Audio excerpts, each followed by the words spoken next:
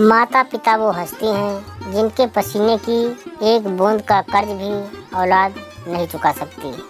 दोस्तों, जय श्री राधे कृष्णा। दोस्तों, शास्त्रों में सहवास करने का उचित समय बताया गया है।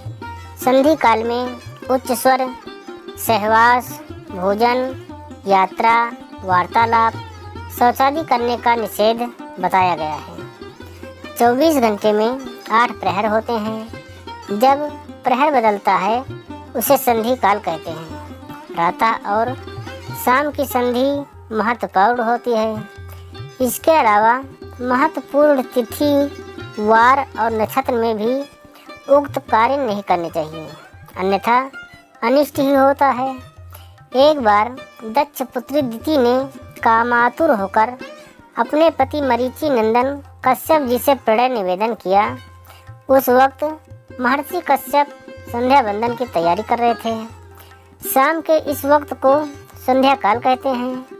कश्यप जी ने कहा, तुम एक मुहूर्त ठहरो, यह अत्यंत घोर समय चल रहा है। इस समय प्रेत योनि की आत्माएं सक्रिय हैं और महादेव जी अपने तीसरे नेत्र से सभी को देख रहे होते हैं। इसीलिए यह वक्त संध्या वंदन का है। लेकिन दिति कामदेव के वेग से अत्यंत बेचैन हो बेबस हो रही थी। कश्यप जी तब कहा, इस संध्या काल में जो पिशाचों जैसा आचरण करते हैं वे नरकगामी होते हैं। पति के इस प्रकार समझाने पर भी दिति नहीं मानी और निर्लज्ज होकर उसने कश्यप जी का वस्त्र पकड़ लिया। तब विवश होकर उन्होंने इस शिव समय में देव को नमस्कार किया और एकांत में दिति के साथ समागम किया।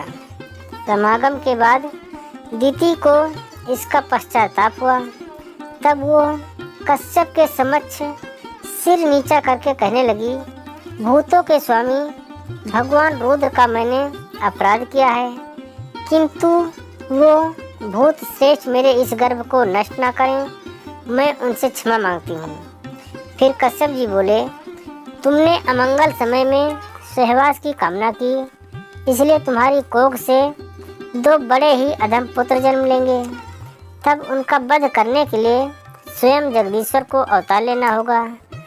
4 पौत्रों में से एक भगवान हरि का प्रसिद्ध भक्त होगा। 3 दैत्य होंगे।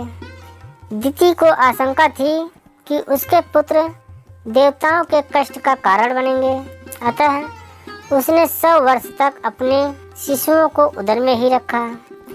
इससे सभी दिशाओं में अंधकार फैल गया। इस अंधकार को देख सभी देवता ब्रह्मा के पास पहुँचे और कहने लगे कि इसका निराकरण कीजिए।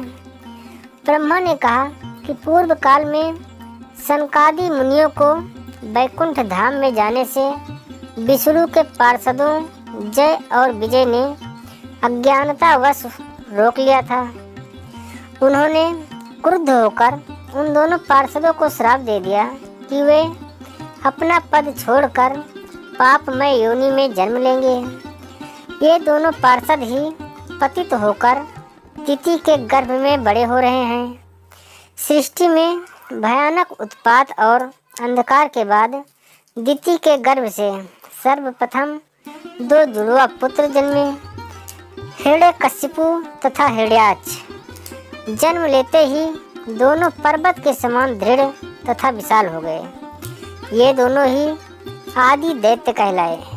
बाद में सिन्निका नामक एक पुत्री का जन्म हुआ। श्रीमद्भागवत के अनुसार इन 3 संतानों के अलावा दिति के गर्भ से कश्यप के 49 अन्य पुत्रों का जन्म भी हुआ, जो कि मरुंदड़ कहलाए। कश्यप के ये पुत्र निसंतान रहे, जबकि हिरण्यकश्यप के 4 पुत्र थे, अनुहल्लाद, हल्लाद, भक्त प्रहलाद और सनहल्लाद। दोस्तों, हम अपने चैनल पर एक से बढ़कर एक ज्ञानवर्धक पौराणिक कहानी लाते रहते हैं, इसलिए प्लीज़ दोस्तों हमारे चैनल को लाइक, शेयर और सब्सक्राइब ज़रूर कर लें ताकि हमारी सारी कहानियाँ आपको मिल सकें। तथा दोस्तों एक प्यारा सा कमेंट ज़रूर कर दें जय हिंद, वंदे मातरम।